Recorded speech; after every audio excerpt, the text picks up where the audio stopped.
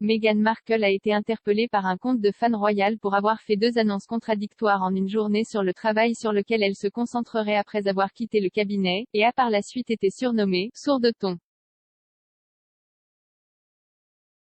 Meghan et Harry ont déjà accumulé un grand nombre de contrats depuis qu'ils ont quitté la famille royale l'année dernière.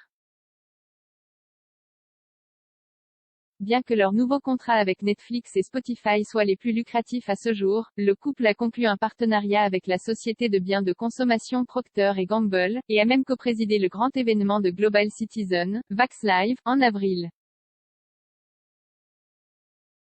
Harry a également assumé le rôle de Chief Impact Officer pour la société américaine de santé mentale BetterUp. Bien que Meghan ait fait profil bas récemment après l'accouchement, elle a surpris les fans royaux lorsqu'elle a révélé qu'elle avait lancé son propre portefeuille d'investissement à la fin de l'année dernière. La duchesse de Sussex est devenue un investisseur en démarrage en décembre, lorsqu'elle a confirmé qu'elle avait aidé à financer la société californienne de café instantané, Clever Blends.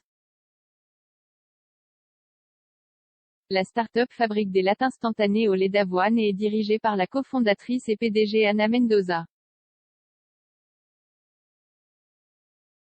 L'investissement était le premier de Meghan à être rendu public, et la duchesse a promis qu'elle avait l'intention de soutenir les entreprises fondées par des femmes. Meghan a déclaré au magazine américain Fortune, « Je suis fière d'investir dans l'engagement des Ana à s'approvisionner en ingrédients éthiques et à créer un produit que j'aime personnellement et qui a une approche holistique du bien-être. » La société vend 4 types différents de lattes instantanées qui se vendent 28$, 20 livres, avec un mousseur à lait et une tasse de voyage, et s'est engagée à donner 1% de ses bénéfices à des organisations luttant pour la justice alimentaire aux États-Unis. Cependant, le même jour, Meghan est apparue dans une vidéo surprise pour CNN Heroes, en All-Star Tribute pour honorer les bénévoles qui ont nourri les personnes dans le besoin pendant la pandémie. Elle a déclaré, « Face à cette réalité dévastatrice, nous avons également vu le pouvoir de l'esprit humain et les manières remarquables dont les communautés réagissent en des temps difficiles. » Max Foster de CNN a déclaré que la vidéo avait été enregistrée 2 semaines auparavant, à Los Angeles, mais n'était sortie que le jour où Fortune a révélé son investissement dans les lattes de créateurs. KingRoyalWatcher @ukroyalty n'a pas tardé à remettre en question le timing de ces 2 annonces sur Twitter.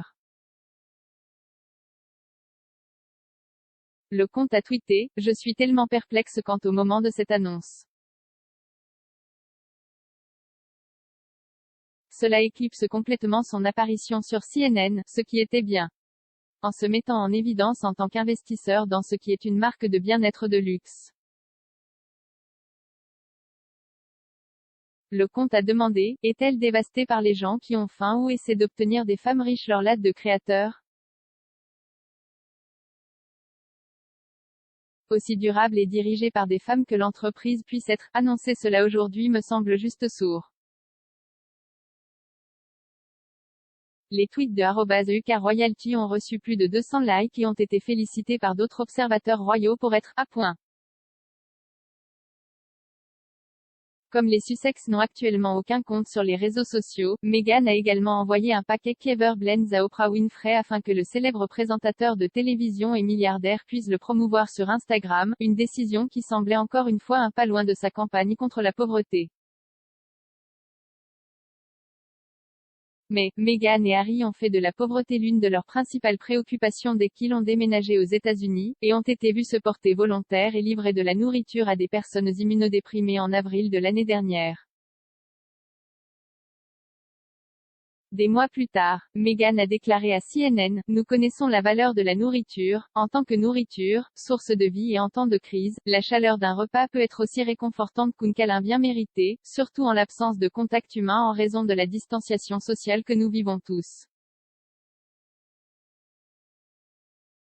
Cependant, ses paroles sur le soutien aux personnes en situation de pauvreté contrastent fortement avec les plaintes qu'elle et Harry ont partagées lors de leur entretien avec Oprah en mars de cette année.